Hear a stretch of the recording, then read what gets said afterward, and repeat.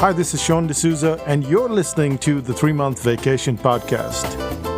This podcast isn't some magic trick about how to work less. Instead, it's about how to really enjoy the work that you do and to enjoy your vacation time.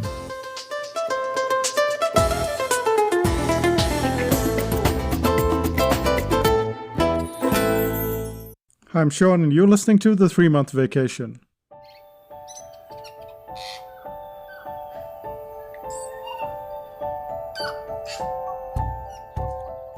When we got to New Zealand and I moved from cartooning to marketing, I didn't know where to go. So I went to the library and I got some books and I got some CDs. And there was Brian Tracy and Jay Abraham and Dan Kennedy. Now, I'm not sure about Brian Tracy, but I know that Jay Abraham and Dan Kennedy, both who were marketers, talked extensively about being bankrupt. Not once, but I think repeatedly. And for some reason, that idea got into my mind. I suddenly came to the conclusion that I had to be bankrupt so that I could be successful. And I had this conversation with Renuka, and she looked at me as if I were from outer space. She said, "What have you done that would cause you to be bankrupt? What track record do you have that shows you to be bad with money?"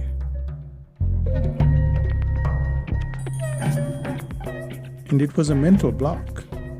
And it's not like I had that mental block my whole life, but it came and it stayed, and it would have disrupted the rest of all the things that we had to do at Psychotactics.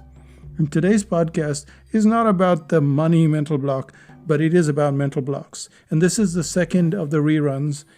It's a short one, and it shows you how mental blocks or mental barriers can impede your progress.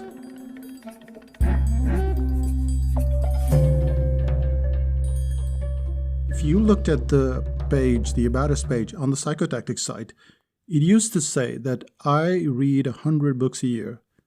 Well, that was true when I started out in business. I didn't have many clients, so I had loads and loads of time.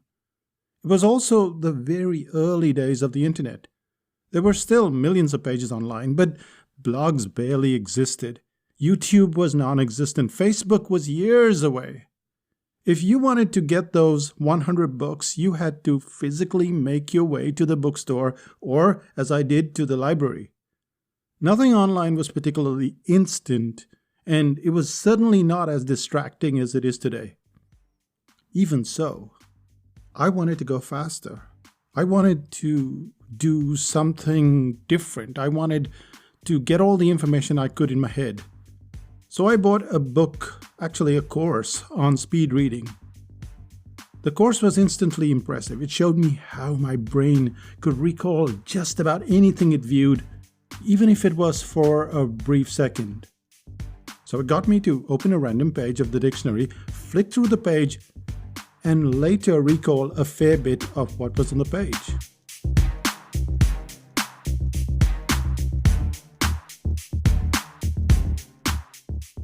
Now, this was a long time ago, 14, 15 years ago, and I forget the details of the exercise, but I was hooked into believing that I could store endless amounts of information in my head. And it was true. You could store endless amounts of information in your head. But it wasn't information that you could use. It was more like a photocopy machine. If you think about a photocopy machine for a few seconds, then you realize the function. What is the primary function of a photocopy machine? It takes photocopies. It takes photocopies of the information. So you can run tens of thousands of pages through a photocopy machine, and it just takes images. And it seems like our brains could do the same thing. However, it doesn't mean that the brain can make sense of the information. It's just information, loads of information piling up on top of more information, but like a photocopy machine. That speed reading course that I had was instantly enjoyable, and yet it was useless to me.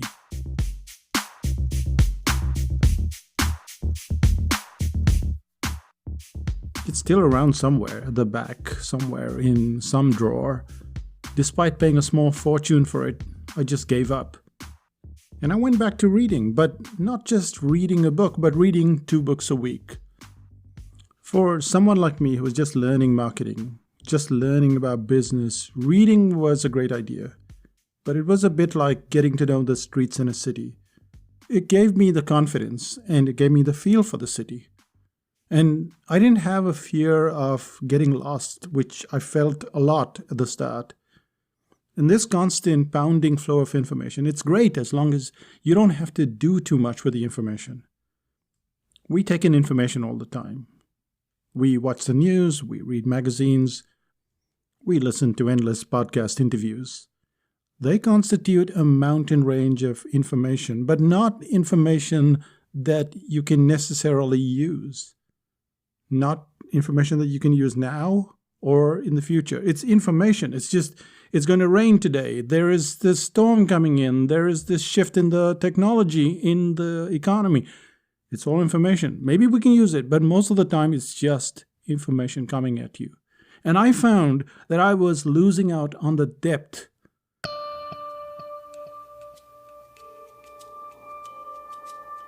This need for me to read 100 books a year or even 25 books a year, and I was playing this game of chicken. You know, the game of chicken where 2 cars head towards each other and then the car that swerves first, that's the chicken. Well, I felt that I was headed right towards that other car. I was refusing to swerve. And in doing so, I was driving myself crazy and I was missing out on the nuances.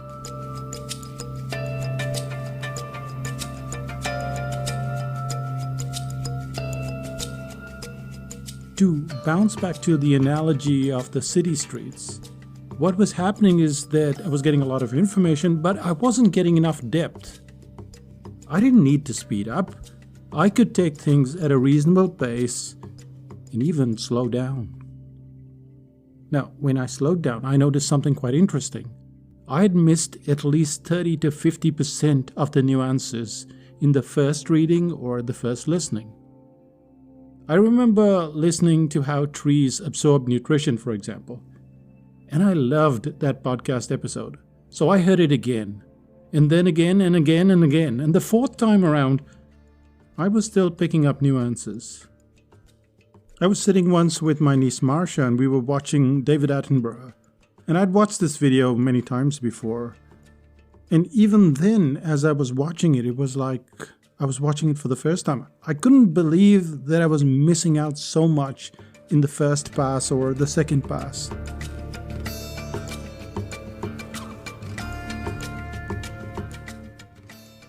I knew there was nothing wrong with my brain, but obviously we're all missing these nuances, which is why in the book, The Brain Audit, there is a note right in the introduction, and it says to go back and read the book thrice. And many clients come back and say that they were surprised at how much they learned on the second or the third pass. This isn't to say that speed itself is a problem. Right now, I'm learning some nuances of InDesign and EPUB. And a lot of it, much of it, is old knowledge. I've been over the material and I could do some other things, some other activity while listening to the video. I don't even have to look at it. I know exactly what is happening. If I know the material, I will probably get the video to run at 1.25x or even 1.5x. But even in these conditions, it's important not to get cocky. The material might be the same or remarkably similar, but often the presenter talks about a new way to implement the information. And if I'm just speeding things up, I will most certainly miss it.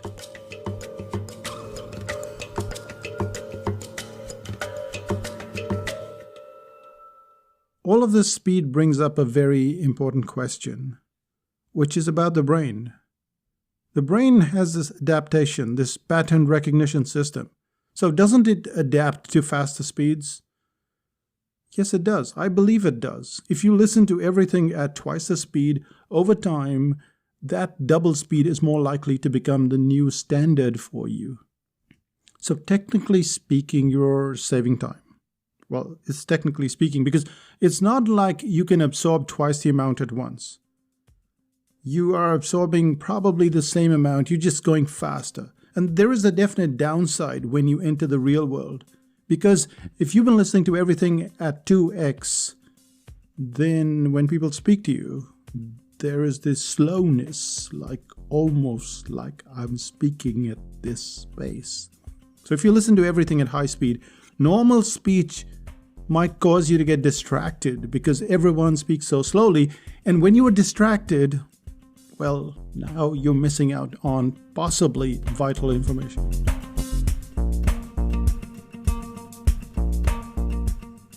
So there are these downsides, but the main point is that speeding up your reading, speeding up your listening doesn't necessarily make you smarter. Eventually, what's the point of all the information that you've just listened to? What's the point of all the information that you've just read? It's for you to use that information in a way that helps you move ahead. But then you run into our X About Us page, and there it tells you that I read 100 books a year. And that information might have been correct when I had less work or when I was more needy for information. It could have been true in an age where everyone wasn't being blasted with millions of pieces of information every single minute of the day. And for the most part, speed kills. Speed doesn't make things better or more profound. As singer-songwriter John Mayer writes in one of his songs, "Twice as much ain't twice as good, and can't sustain as one half good. It's wanting more that's going to send me to my knees."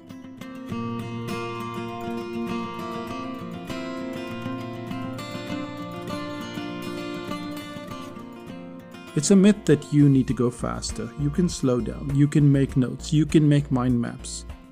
You can even doodle. You can go over a book once, twice, or thrice if you choose to do so. Savor what you're learning and learn it in a deeper, more profound way. All this speedy stuff, it's debatable how good it is for you.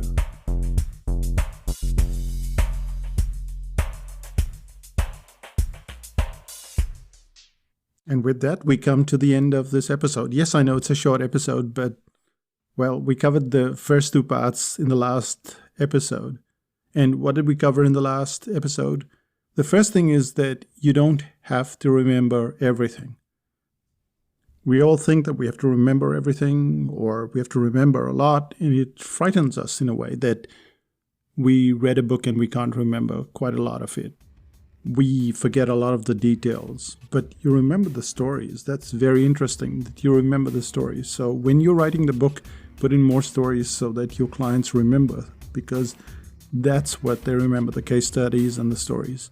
So you remember stories, but you forget a lot of details. You have to go back, especially if there are systems and methods and information. Information is very tiring, so we're designed to forget. That's what the brain does well. That's the brain as a spam filter. The second thing is copying. Copying might seem to be like a bad thing, and plagiarism is definitely a bad thing. Someone just did it while we were writing this article, in fact. Someone took our article and put it on the Intuit site, which is the QuickBooks site. And the article had the same ideas. It had the same 6 questions that we tell you to ask in the brain audit. And, there's nothing wrong with rewriting the content of someone else's book or someone else's site or some information, but you have to put it in your own words, and you have to, as far as possible, give credit to the source, which this person didn't do. They just put their photograph there. That is plagiarism.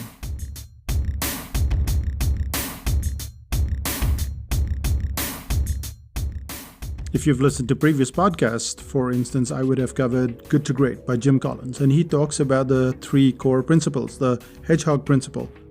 Now, there's no way that I'm going to say, well, the hedgehog principle, I can't tell you anything about it, but here's what it is, A, B, and C, and I can't tell you anything about it. So I have to refer back to that book. I have to refer back to Jim Collins and to the hedgehog principle. But that is not plagiarism. That is when you're giving your own version of whatever has been taught to you or whatever you've learned. Now, copying is different. Copying is a method of learning. It's a method of construction. When you're starting up a new website, for instance, you start off by copying. When you're starting a new artwork, you start off by copying. And then you put in different layers and finally it becomes your own. That's different. And it's a good way to create new stuff, but it's also a great way to learn. And that's how every kid learns. They copy accents, they copy walking styles, they copy the alphabet, they copy everything. That's what you and I did. And that's how we learn the fastest. So there's no shame in that. And this is a mental block that we can't copy. We have to come up with our own thing. We have to be original. Nope. It's just your voice that has to be original. It's just your tone, just your style, which will develop over time as you keep copying and adding stuff to it. And finally, we come to the third part. And in the third part, we looked at speed.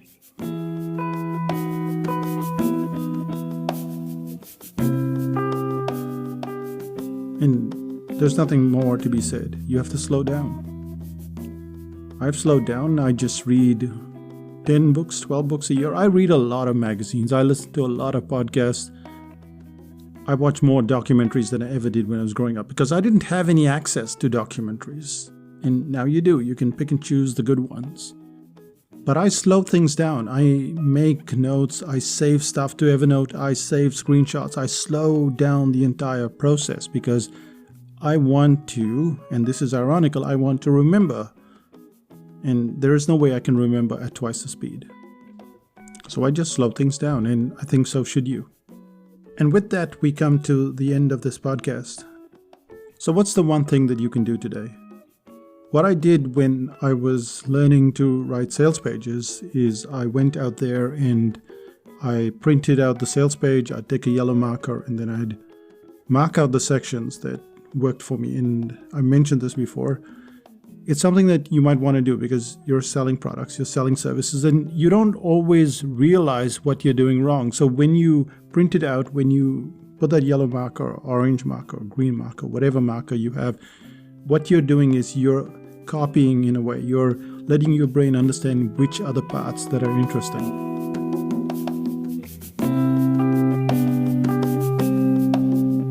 And that brings us to the end of this podcast.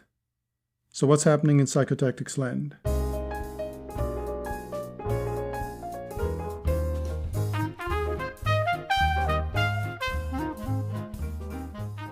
One of the big things that people have a problem with is this mental block with pricing.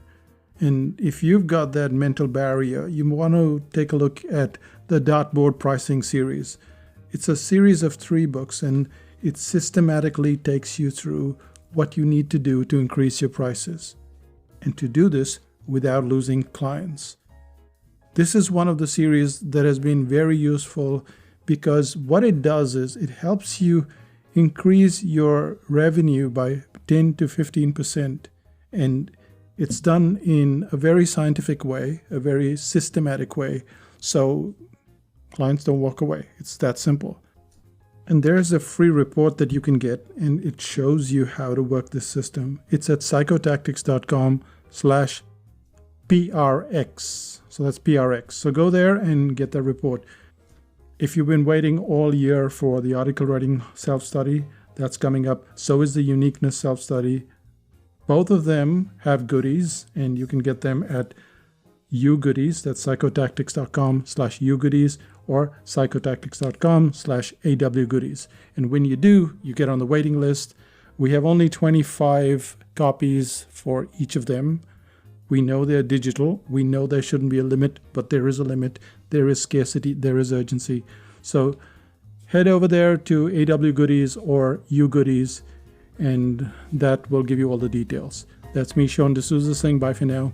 Bye-bye.